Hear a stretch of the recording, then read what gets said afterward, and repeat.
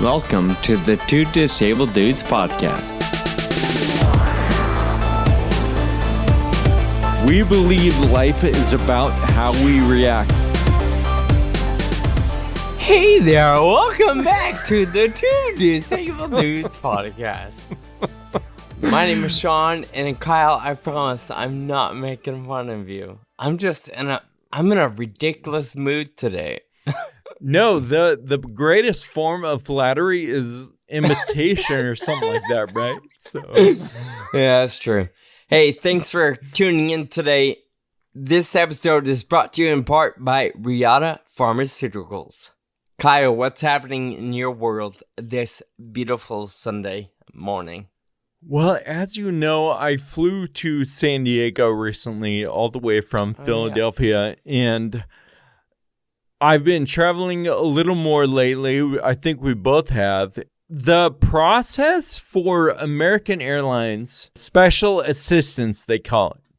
I've talked about it before. You request it when you make your reservation. Then they call you a week in advance or something and take down your information, like how heavy your wheelchair is, what the battery is, and all this stuff. Then you're supposed to go to the ticket counter when you check in, give them all that same information again, then go to the gate and give them all that same information once again. My gosh. So I got a call from American Airlines. They're trying to start transitioning to this number that indicates your equipment. So I assume that you use this number. You tell them the number so you don't have to have the same conversation 5 times. I gave them all my information over the phone. They created this number. I got an email that had this number on it. Then I go to check in at the airport and I'm like, do you need my number? And they have no clue what I'm talking about. What are you talking about? Oh my gosh. So it doesn't change. It just sounds antiquated, in my opinion. Like it's archaic. Southwest got in some serious trouble. And I 100% agree that, there's probably some advancements they need to make, right? Some improvement. But it sounds like they're just the only ones that got in trouble. Publicly. But maybe American and a few others. I mean, I feel like I could create an Excel spreadsheet that would make it easier for travelers than having to have that conversation 3 times with 3 different people. There's got to be a way to plug it into your reservation. Right. Yeah. I mean, like the TSA pre-check. I just enter my American Airlines number and it auto-populates my TSA number. Yep. Why can't that happen with all this other information, right? Wow. Yeah. That's crazy to me. In fact, I'm curious who might have the best process. Granted, I've not flown every airline on the planet, but I bet different listeners have experienced different airlines. I think you do American a lot, and I know you've done Southwest, and I typically do Southwest domestically, but I recently flew with Delta, and anyway, I'm just curious who might have the best track record for both planning and executing. Yeah, exactly. It sounds like American Air has a great plan. Yeah, you're right. Just the left hand doesn't know what the right hand's doing. The following message is brought to you by Reata Pharmaceuticals. I bet you can't guess what I'm thinking of. How many guesses do I get? 3. Okay. Deal. But honestly, I think I can get it in 1. I bet you're thinking about Friedrich's Ataxia Awareness Day and how it's right around the corner. You're literally in my brain, and that's weird. Well, yes, but it's been on my mind too. It feels like May 20th is a special FA Awareness Day for the FA community because we finally have a treatment option. You're so right. I mean, Skyclarys omavaloxolone 50 milligram capsules is the first and only FDA-approved treatment for FA for patients 16 years and older. This is so exciting for the community. If you or a loved one has FA, be sure to talk to your doctor to see if Skyclarys is right for you. And to keep up with all things Skyclarys, visit skyclarys.com. Before taking Skyclarys, tell your healthcare provider about your medical conditions and medicines you take. Skyclarys may cause serious side effects, including an increase in liver enzymes in your blood, increase in a blood protein which tells how well your heart is working, and changes in cholesterol levels. Your doctor will test these levels before and during treatment with Skyclarys. The most common side effects of Skyclarys include increased liver enzymes, headache, nausea, stomach pain, tiredness, diarrhea, and muscle pain. Call your doctor if you have any side effects. For additional information about Skyclarys, please see the full prescribing information and patient product information at www.skyclarys.com. This ad was brought to you by Reata Pharmaceuticals.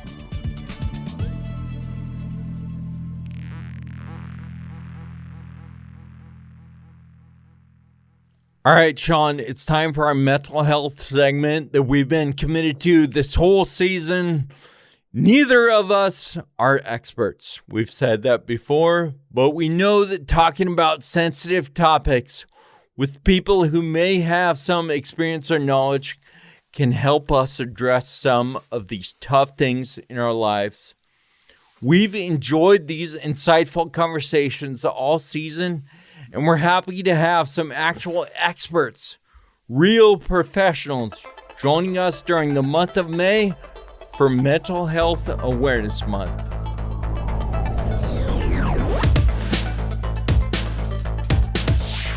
You might recognize the name James Miller or even recognize his voice. James from Lifeology was with us in episode 68. That was 4 years ago. James, he's back with us today. Welcome to the Two Disabled Days podcast. Thank you so much. I'm honored to return to your show. Thank you again. Hey, can you, for the sake of it, a little bit of context, can you remind our listeners who you are and what you do? Sure. I'm a licensed psychotherapist. I've been in the mental health field for over 25 years, and I'm currently the host of the nationally broadcasted and syndicated radio show, Lifeology. So if you didn't get all that, James is the professional here today. Well, I hope so.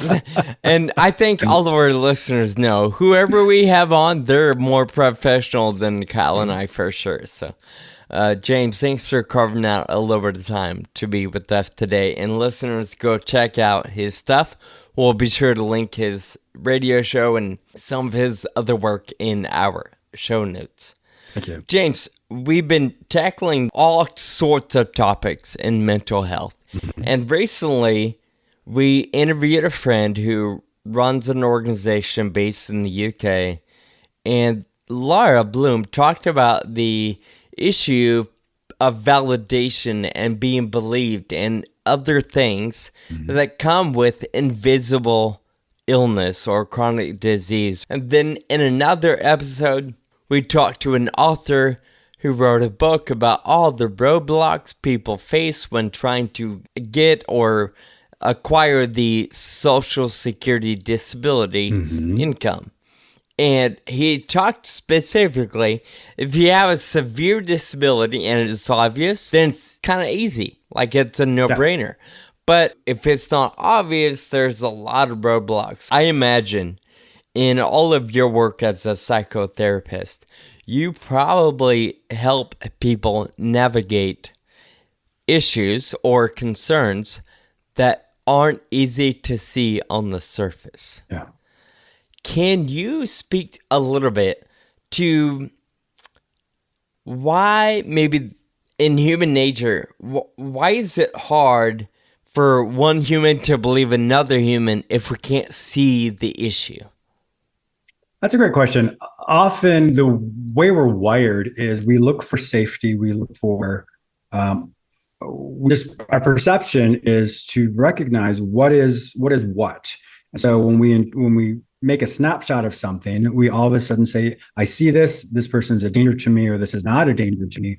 And so that's how we make our assessment of individuals. And so we're unfortunately wired to look at people with our perception that way. And so when people say something different, we're going to use our own internal judgment instead of what they say at face value. I also think there's an issue that people feel like they've been tricked before, and gosh darn it, you're not going to trick me again, So I think that's an issue in a lot of situations as well, like thinking back to the ways you've been wronged before. Yeah, everybody has that anticipatory aspect. And so the anticipatory template we use is, I see a person that looks like this, so therefore I'm going to use all my past data to superimpose that other, put it over that person and say, this must be true. Unfortunately, that's where a lot of stereotypes come in. And so we're going to take our past situations with our perception, and then we'll say, this lines up with this, and either does or doesn't. And on my perception, it does. And so that's why you often find that. Conversely, unfortunately, there are some people who do lie. And so when they do lie, they, as we know, make it difficult for people who really do have a struggle that can't be seen. In addition to disability and rare disease, which James, is a major focus of this podcast, but I even was thinking this week beyond and outside of that space. Mm-hmm. I think of young people who are bullied in high school, and their parents or other people just may not know the extent of what they're up against when they're around their peers. Can you talk at all to maybe, I don't know if the question is why we keep things in, but maybe how we can share with others or approach revealing with others what we're up against and making sure it's the right people that we're sharing with? How do we navigate that messy part of life? I like that you qualify it the right people or the healthy people, because we all have individuals in our life. Doesn't mean they're healthy for us. And so it's important to discern who those people are, to not go into the weeds, but there's 4 different categories of individuals in your life. The bottom category are people who don't like you. Doesn't matter what you say or do, they're just not going to be for you. The third category are those individuals who don't like you, but could be talked into liking you, but it's still a tenuous relationship. The second category are those individuals are almost like those frenemies, the people you like and you talk to, but then there's a falling out, then you get back together as friends, and it's just a little bit of drama. And then the top category are those individuals who will always be for you. It doesn't matter what you say or do. They'll always be in your life and support you. So it's important to look at all the people in your life and say, which category is this person in? Has their behavior shown me that they're always for me, even when they don't agree with what I do? And when you can recognize what categories those are, those would be the healthy people to talk to about what you're struggling with. I see. I don't, Kyle, I think I'm putting you in category 4. 4? It doesn't matter what I say or do. Kyle hates me. Because that's not true. And I know it kind of derails the conversation a bit, but I enjoy hearing that. So, James, would you recommend people take a moment, or a day or whatever it takes to sort of write that down or to give it some thought?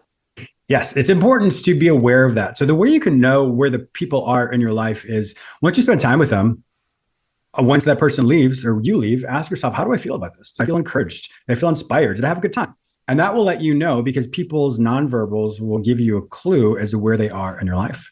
The other really cool part, which I think is important, is you are also one of those 4 categories of people in their life. Because there's sometimes I meet people and I'm like, I am in your 4th category. I just don't like you.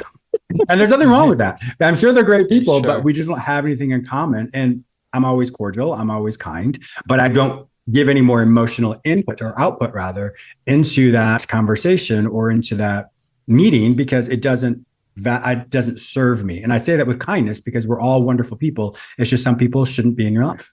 I like that. I can see like myself using that in the moment and categorizing and understanding where I need to spend my effort. It's going to be with the people in number 1 and number 2, right? Yes. So Yes. Another way you can look at that is if I were to say, all right, Sean and Kyle, I give you 100 energy dollars. And I want you to spend it wisely. And at the end of the day, you have to spend all these 100 energy points, energy dollars.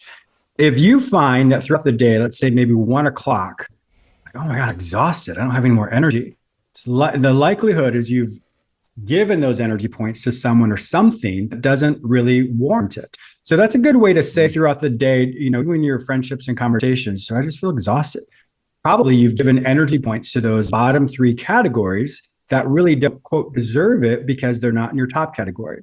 When we often try and appease everybody or appeal to everybody, that is giving all the energy points away to 3 categories that just don't give it back to you. And so it's not a healthy interaction. So you'll know after a conversation if you're exhausted, probably have given too much and probably not in your top category. Yeah. Man, that is so good. And it creates a question for me, James. I'm putting you on the spot here. Sure. But let's say, when it comes to friends and people you can choose to who you spend time with, that's one thing. But how do you suggest people approach that idea when it's something I have to do or something I have to interact with somebody or something that definitely, if it was personal choice, they're in category 4. Mm-hmm. But, I'm thinking a doctor or, certainly, the DMV or something, mm-hmm. The principal, something that you don't have a choice. How do you navigate not giving them too much energy, mm-hmm. but still maintaining what's required in life? Yes, that's often what we all struggle with. I'm sure throughout the day, we meet a lot of people that are not in our top category. The difference is it's important if this person is not healthy for you or not in your top category, if you've defined them as that, then before you see them, you have to set internal boundaries. For example, James, I know you're going to talk to this principal. I know you're going to talk to your boss. They're just not for you. They don't like you. You don't like them. That's totally fine.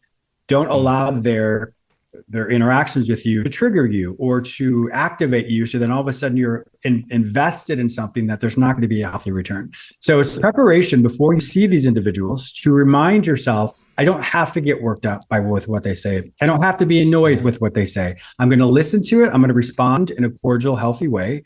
And then I'm not going to invest anymore. I'm not going to respond and give them a whole explanation or justification for who and what I am, because they're not going to listen anyway. Man, I wish I had that advice a few days ago. Well, now you have it.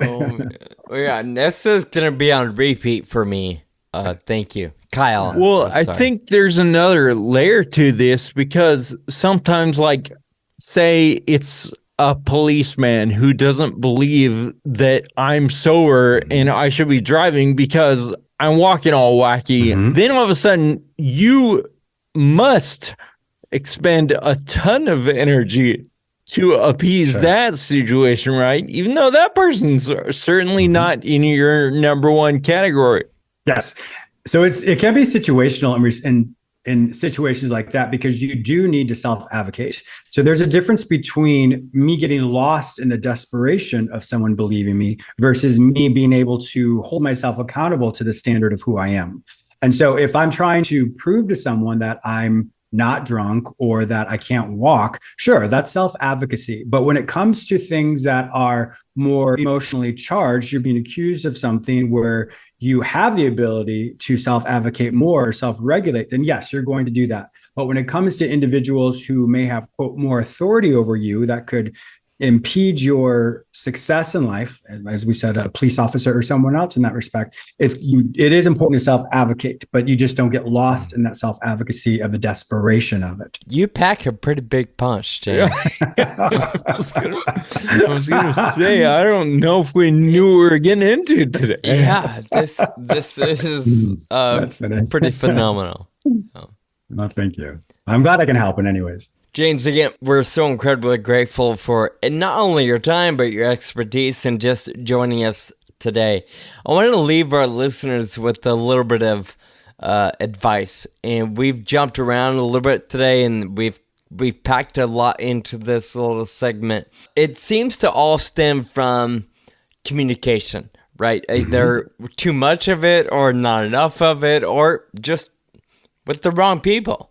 So can you give us any advice, or can you offer our listeners any advice as to how to approach the healthier communication? Sure. When it comes to communication, it's important to follow three criteria. Is it the right time? Is it the right place? And is everybody emotionally available to talk about it? There's nothing worse than trying to talk to someone about something really private in a really crowded, let's say, restaurant. They can't hear you very well. So that's not the right time. And that's not the right place. And is it the right time? In other words, if I come back from work and I'm really overwhelmed, I've had a really long day, and someone's trying to talk to me, is that the right time? Do I have the emotional availability for it? So it's important to be mindful of that when you do want to divulge something. Someone in that top category is this the right time? Are we both emotionally available? And is it the right place? And if those three criteria aren't met, you might be setting yourself up to feel as if it wasn't the most helpful and most productive conversation. Gosh, that makes so much sense. And again, I appreciate how fluid you make it. You make it all sound so easy. Very practical, I think. Too is really helpful. Oh, if I may say one more thing, though, I was thinking about this in this conversation is when we are overwhelmed with life, when the situation may be different, but the emotion's the same. So, for example, if I'm talking to someone and I'm really sad, I'm like, I don't know what to do. I'm so overwhelmed. If we can remove the situation and say, when did I feel sad before? And when I felt sad before, what did I do to help myself? And what did I do that did not help me? And so when we get lost in the moment of this is so overwhelming, we forget that we've been here before. As I said, the situation may be different, but the emotions are the same. So when you can reflect on when did I feel this way? When did I feel grief? When did I feel loneliness? When did I feel abandonment? When did I feel shame? What worked for me in that moment to help me? Or what did not work for me because I don't want to repeat that? And so for your viewers and listeners right now, it's important to say when you are going through something, there's always an answer because you have so much data in your background that's helped you. You can also know what doesn't help you. And so you can implement that in the moment. It helps reduce the emotion and gives you more focus to be able to address whatever is in front of you. Absolutely. Beautiful. James, tell our listeners where to find you. I would love for them to follow your radio show, Twitter, wherever you're at. So can you tell us Thank you. where people can find you outside of this show? Well, first off, thank you both so much. I'm truly honored to be on your show today. I'm really blessed to be here today. If anyone wants to find out more information about me, simply go to jamesmillerlifeology.com. You can listen to my show. Well, I'm in 17 major markets, but it's also archived on all podcasting platforms. You can hear it there as well. I like to connect with people on Instagram at James Miller Lifeology. I also have a book, Life Lessons, You Are the Experts on Your Life, a workbook, which talks about pretty much everything we've talked about today. It's very practical. It focuses on those aspects of when did I feel this before? I give you a slight little platform of how to rethink that, give you the aspect of the workbook to figure it out for yourself. So it's broken down into 9 different categories. And so in each category, it's about communication, breakups, how to deal with the holidays. I mean, so many aspects. So if anyone wants that, they can also purchase that on Amazon. So once again, thank you both so much for allowing me to be on your show today. These conversations continue to help me raise the bar in how I approach the things in my life. We find a lot of value in this segment, and we hope you've been enjoying it as well. Remember, no matter what you're up against, you got this. Noah is a good friend that I've known for several years now. He's participated in lots of Reata events. He is in college right now, and he's a journalism major, as you'll hear. And he's turned it into an opportunity to make a real impact. So enjoy our conversation with Noah.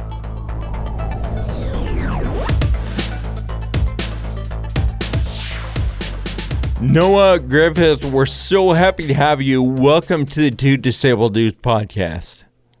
Thank you for having me. It's great to be here. For our listeners, can you just tell us who is Noah Griffith so we can get to know you a little bit? Yeah, so I'm the third disabled dude, I guess you could say. Yes. Right now you are, yeah, absolutely. Sure.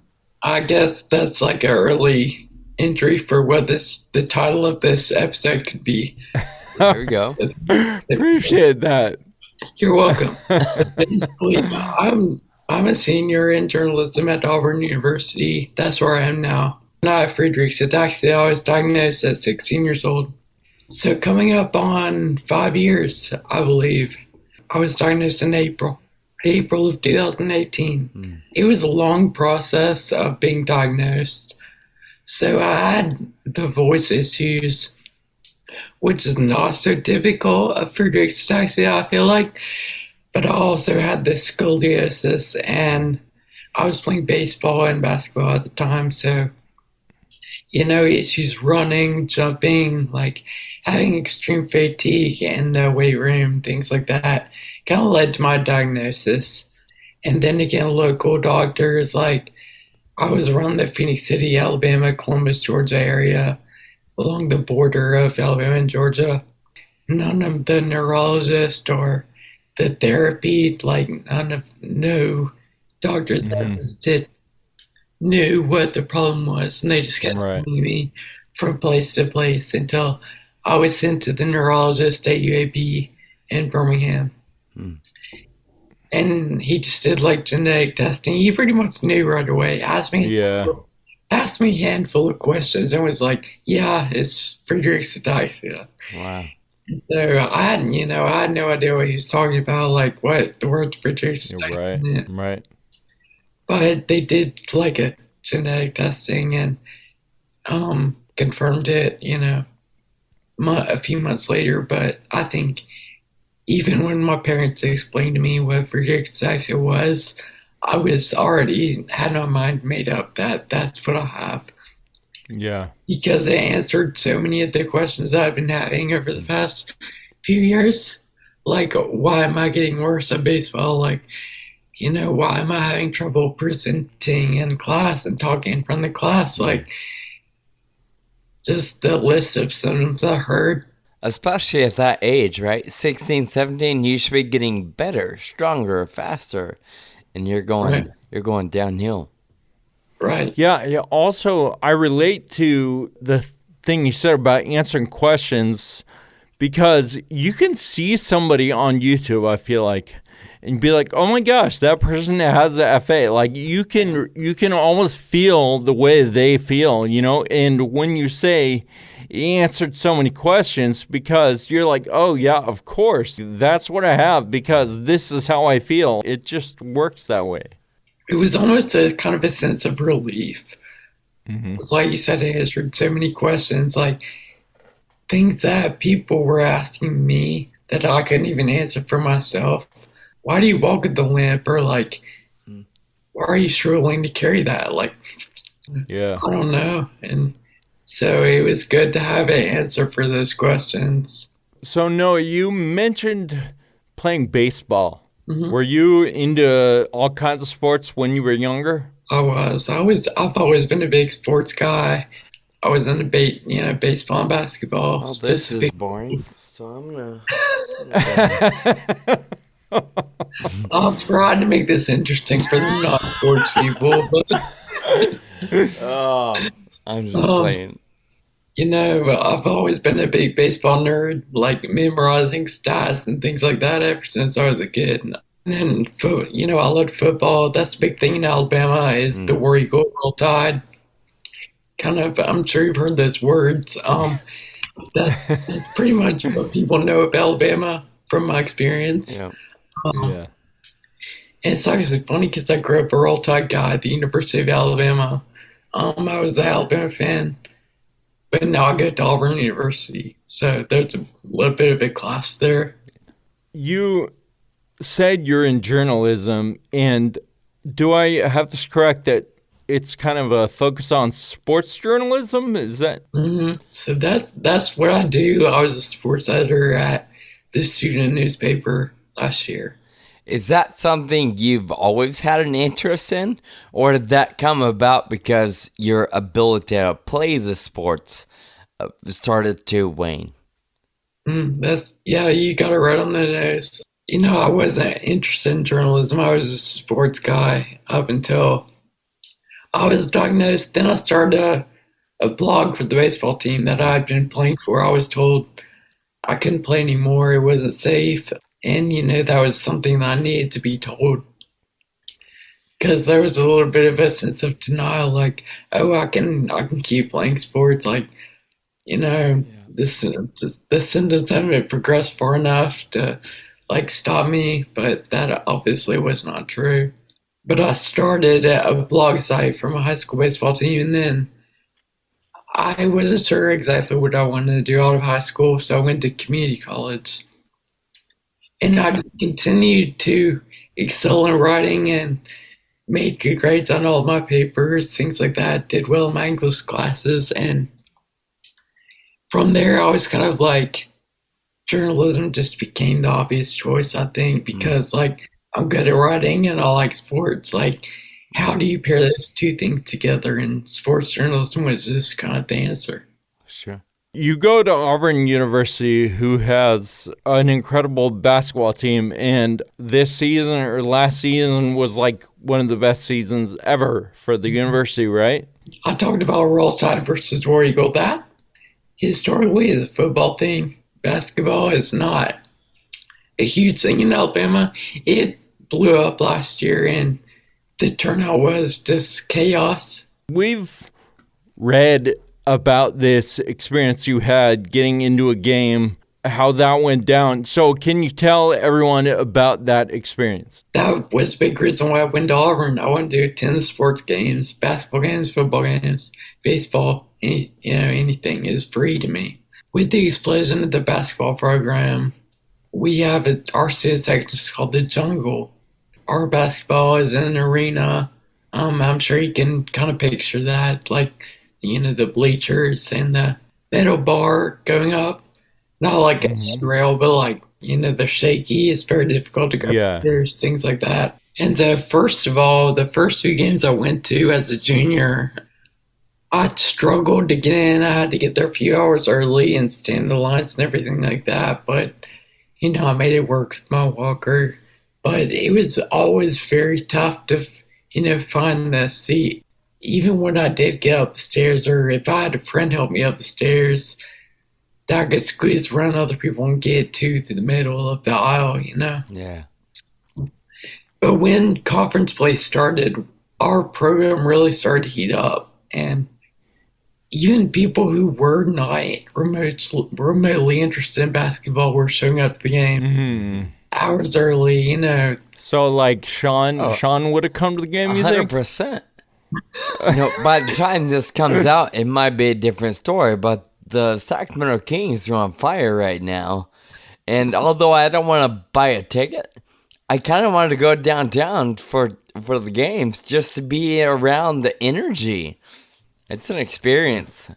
It was part of the student experience. If you were a student at Auburn University, you were at the basketball games. Yeah. That was the number one thing going on campus. Yeah. It was actually the first time in school history we had been ranked number one. So basically, the lines for the games were our first come, first serve. People started getting there 4 or 5 hours early for games, which was insane. And then we had to be number one. And then people got there every night and camped out. It was also in February, and the temperatures, Alabama is not very cold, but it did get down in the freezing temperatures. And I'm like, I can't camp out every night in this. That's not, like, safe for me. Yeah. Sure. Yeah. And also, just the week coming up to those games, I talked to other people who used wheelchairs and who had physical mobility impairments. And they were just, I was like, just chatting, are you going to the game tonight? And the response I received from no. Like, those games are not even, like, enjoyable for me anymore. Like, I might as well just watch them on TV. Yeah. But Yeah. that's not the same thing. Like, being part of the student experience basketball was that. Sure. The lines route around campus hours and hours before the games. As soon as the doors would open, 2 hours before the game, or an hour and a half before the game, something like that, everyone would run just full out sprint for the seats. And as you can imagine, I kind of got lost in the shuffle. Yeah. And luckily, I was not like trampled or anything, but that definitely could have happened. Sure. First game in particular, I remember that happening against Georgia. Somebody came back for me and was like, can we help you get back to your spot or somewhere near your spot? And which is really cool. Like, I really appreciated that. And helped me still be able to get a spot in the game. I think I didn't exactly end up with an accessible spot, but I ended up getting in the game. But the next game was the Kentucky game. That's the biggest game of the year when the Kentucky Wildcats come to Auburn Arena. And people were camping out every night. It was probably one of the headline stories in the paper, NAL.com, and statewide papers was students camping out every night for this game.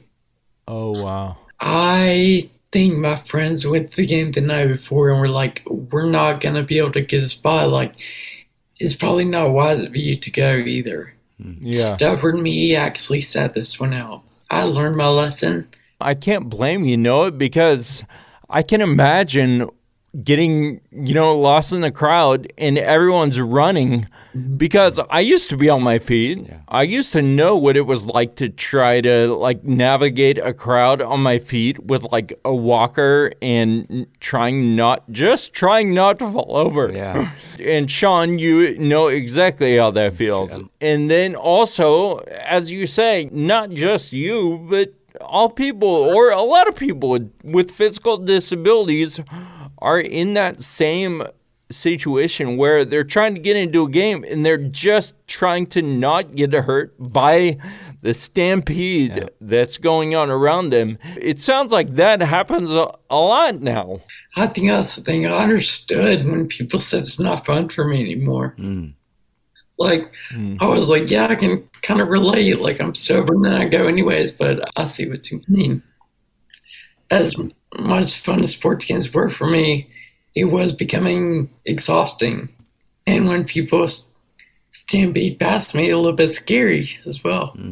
Right. And so I knew something had to be done about that. And I was mad that I wasn't able to be at the Kentucky game that I wanted to be at. The game was nationally televised. It was a big nationwide thing. And, people were texting me saying, oh, are you at this game? You go to Auburn. And I'm like, I'm a sports fan. I'm an Auburn student, but no, I'm not there. Why is that? Because I have a disability. Because I feel like it's unsafe. And I knew that wasn't right. And so I sat there with the Kentucky game on my TV in my apartment, and I wrote a letter to the president of the university. It was intended to just be email. When I finished writing it, I didn't even watch the game. I was too upset. I didn't even proofread it or anything. I sent it to my parents. I was like, do you think it's okay to send to him? And they were like, no, but people need to see this. It shouldn't just be an email. You need to try to get this published. I was like, okay, I didn't write it with that intention, but I can do that because I was part of the Plainsman Auburn student newspaper at the time. Nice. I can't just put it into our website and hit publish, but I can send it to the editor. I do have that luxury, and so I did.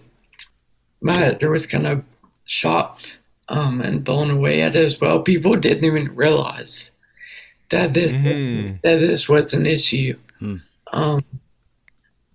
It was something that needed to be put out there. I'm so glad I did. Can you tell us a little bit about what exactly that letter says? Because I read it and it's so powerful. I think I started out with an anecdote of me sitting on my walker and people running past me. I listed some possible solutions, what my situation was at football games. I was able to hold on to a grab bar that was in front of me. And I also talked about they had accessible seats in the arena. but not the student section. Yeah. I could sit in those accessible seats, but then I wouldn't be around all the, all the excitement of the jungle. Of course. Yeah, I feel like that happens a lot. It's like a token solution, like, oh, here, we'll put a wheelchair section over there, like in the corner or whatever. And it's like, no, that doesn't really solve the problem because, like you said, it's about the student experience. And you obviously don't get that experience if you're secluded, like in a different section than where everybody else is. Yeah. And it just feels like you're being pushed to the side a little bit. Yeah. I mean, to be fair to the school and probably most companies and organizations, I imagine to an extent, it's just not thought about. If they think, we got to have, 2% accessible seating or whatever the rule is, and they don't think about the value of having a section for students or a section for guests or separating all these different elements until letters like this become, like I said, they just never thought about it. And I think the reality of it is they never thought about it because nobody like you ever pointed it out.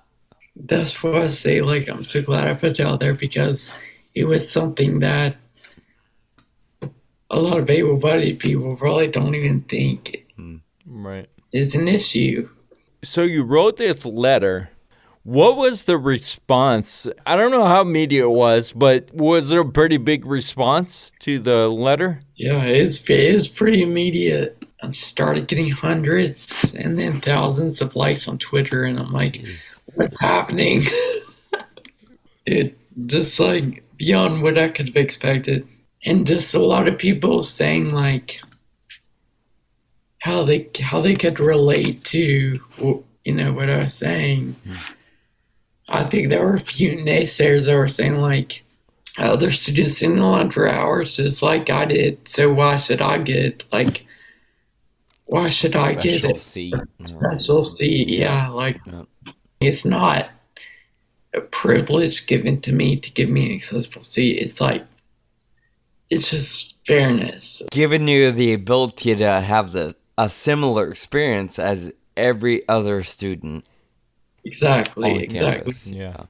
But I would say a lot of the feedback I received emails from my professors and texts from other students and other riders at the Plainsman telling me how they were able to relate to what I was saying. And as a person with a disability, that's not something that I feel like I'm always able to get that empathy that I want to.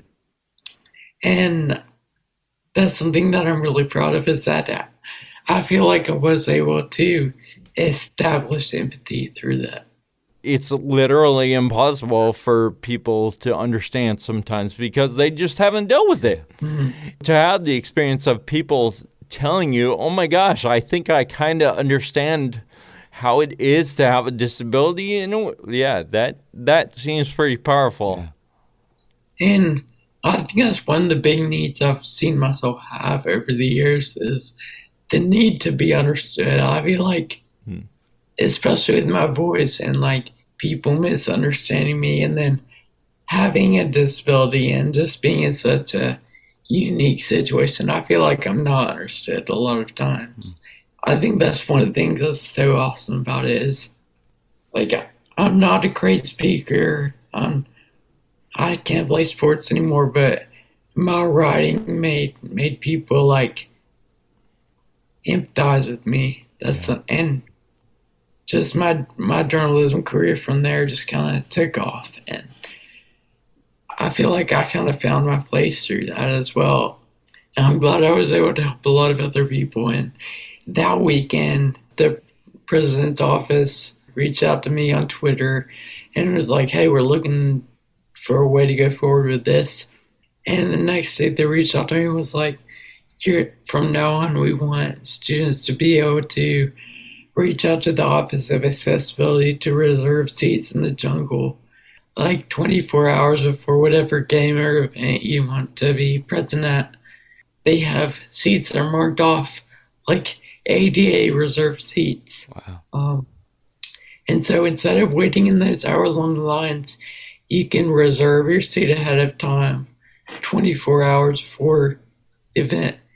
And then you go pick up like a physical ticket at the front doors, which are next to the student gates. And then you go down and you hand in your ticket, and they point you to one of the ADA reserved seats. That's huge. Exciting. I'm impressed with how immediate that action was. And it wasn't fluff like, oh, we'll look into it. But they literally took action, and swift action. I hope, and I'm assuming, you feel very proud of that. I don't have any award to show for it, but I don't think I need one. Like, we actually played Alabama in basketball the night of. And just to see all the people that were able to be there because of something that I wrote, like, had a great payoff for me. And I would say that's the only award that I need. Yeah, that's huge. Congratulations. Well done, Noah. I appreciate it. Have you continued to feel in your work like you've been able to connect with people and to help them understand what's going on in your head through your writing? Yeah, I do. I do feel like it. I haven't wrote anything that's kind of like got as much traction as that column since, but I've been able to bring a lot of awareness to things by noticing things that other people wouldn't notice. Like, I reported on a story where people are having issues falling down the stairs in the football stadium because they don't have rails on the stairs. Like, nobody else would maybe see that as newsworthy, but I did. And I got some great stories out of it. And things that I've been able to cover, I just have a different perspective I feel like I bring to the table. I've been able to cover the American League. It's a baseball league for people with disabilities across the country. And just talking to the parents, I feel like they kind of let their guard down a little bit and talked about some issues that they've dealt with, like their kids don't feel supported, don't feel cheered for, and this gives them an outlet to do that. Like, would they have told that to any reporter, or would they have told that to me because I opened up to them and told them I have Friedreich's ataxia? Sure. Yeah. And I feel like I'm just gonna be able to get a lot of good stories out there because of who I am and what I'm about. It's really cool to lean into who you are, even with FA, right? And understand that, FA is a horrible thing, but it also gives you a very unique perspective that is useful and can relate to a lot of other people. It's wonderful. And I think the response I got from some of the moms of the players I talked to was like almost relief. Like, thank goodness I'm talking to someone who understands where I'm coming from for once. Like, I'm not the typical college student who's just like wants to get their reporting assignment done or whatever. Yeah. But like, I'm there to tell their story and tell it in a way that like people haven't heard before, maybe. Right. And it's exciting because I'm thinking this is just the beginning for you. Like, you're finding a voice, or you found a voice, and you're developing that voice, and people are opening up to you. And, you know, you mentioned Twitter likes and all kinds of, we're just getting started, Noah. I hope so. That's I have to be able to continue to make impact, and that's what I said. Like, as long as I can type, like, I'm going to keep telling the stories of people with disabilities and letting their voice be heard. Noah, you recognized an issue, you used your voice, and you made actual tangible changes for you and so many other people at your university. And I bet beyond that as well, as far as your article went. And it's just an encouragement, I think, to all of us with disabilities that if we do it in the right way, like you did, we can make our voices heard and really make change for ourselves and everybody else. So thanks for being here, and we can't wait to see what's next for Noah Griffith. Thank you. I'll definitely keep you updated. Thanks for having me.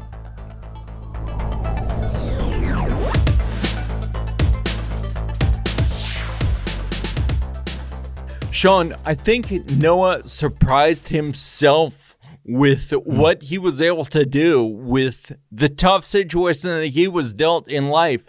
I think he's a wonderful example of living beyond circumstances. Yeah, I love that his parents encouraged him to publish it. Oh my God. Because who knows what the response would have been if it were just an email. Maybe it would have been buried in junk mail.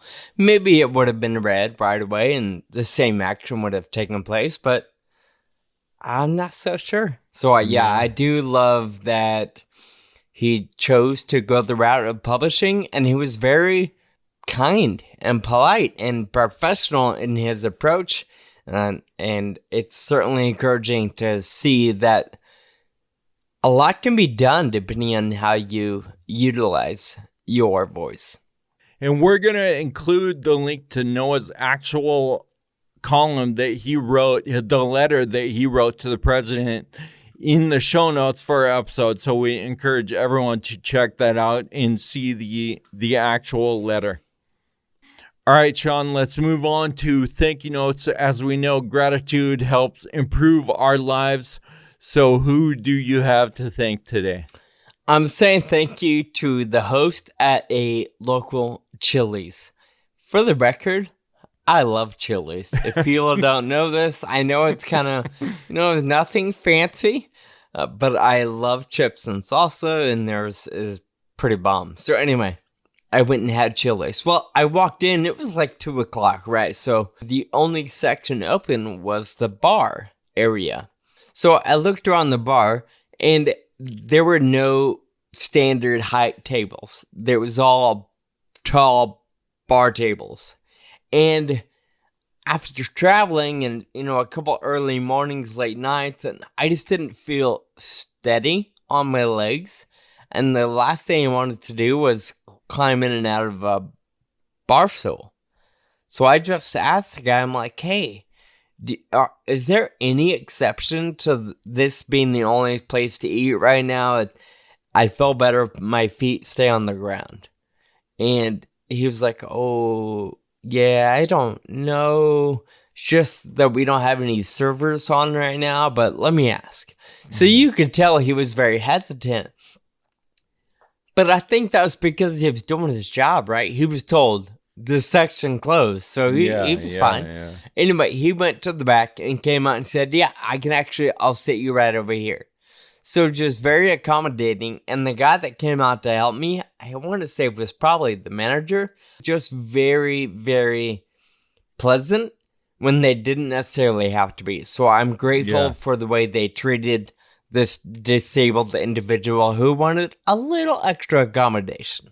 Unfortunately, that can be surprising sometimes, right? When you get treated like that, and it's just really nice. Yeah, I was mentally prepared for some pushback. Yeah. As I talked about earlier, I flew to San Diego recently. I got there and I had to go pee so bad because it's like a 6-hour flight or whatever it is, and I don't ever go to the bathroom on the plane. It's just easier that way. So anyway, I go into the bathroom and there's 2 stalls. One is a regular stall and one is an ADA stall. And there's somebody waiting to go in to the stall. And so I get there, and I figure there's somebody in both stalls, and he's waiting. And I asked him, I'm like, hey, is there anyone in that stall? And I pointed to the ADA one, the accessible stall. And he's like, I don't know. I'm waiting for this one. So I go over and I lean my head down and I look under to see if there's any feet under there. There's nobody in there. Whoa. So this guy totally left that stall open for me, for the next person. Wow. And that's something we always talk about, right? Yeah, like, why can't you just do that? I appreciate that he didn't just go into the stall and be like, sweet, more room in here. Yeah. So spacious. Well, thank you, airport bathroom guy. Of course, thank you for listening today. This episode has been made possible by Reata Pharmaceuticals. Thank you again to James and Noah for joining us and making this episode pretty cool, in my opinion. Please be sure to visit our show notes at twodisableddudes.com, where you can find easy access to James Miller and some of the material that Noah presented in his story. If you like the show, please share it with a friend. Be sure to subscribe on your favorite podcast app. Until next time, keep living with urgency. Thank you for listening to the Two Disabled Dudes podcast. This show is possible with your support. Visit twodisableddudes.com to donate. Connect with us on Facebook, Twitter, and Instagram. And be sure to subscribe on your favorite podcast app.